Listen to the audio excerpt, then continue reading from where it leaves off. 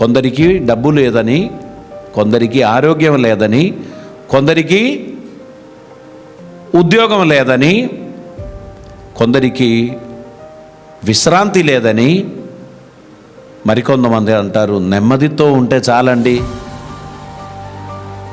ఏమీ లేకపోయినా ఉప్పు కారంతో నేను తినడానికి రెడీయే, కానీ నెమ్మది కావాలి,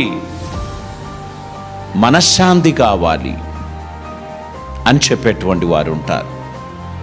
ఇవన్నీ మనిషికి అవసరమే, దేవునికి తెలుసు ఇవన్నీ మనకు అవసరమని. ఇవన్నీ దేవుడు మనకు అనుగ్రహిస్తున్న దానములు. మరి అన్నీ కూడా అందరికీ అందదు, కొందరికి మిస్ అవుతుంది, కొందరికి అన్నీ వస్తాయి. అయితే వాస్తవంగా మనం దీన్ని ఆలోచించినట్లయితే వీటన్నిటికంటే ప్రాముఖ్యమైనది seek ye first the kingdom of God and his righteousness, and all these things shall be added unto you. దేవుని రాజ్యమును, ఆయన నీతిని ఎవరు వెతుకుతారో వారికి ఇవన్నీ దేవుని వలన అనుగ్రహింపబడును. దేవునికి స్తోత్రం.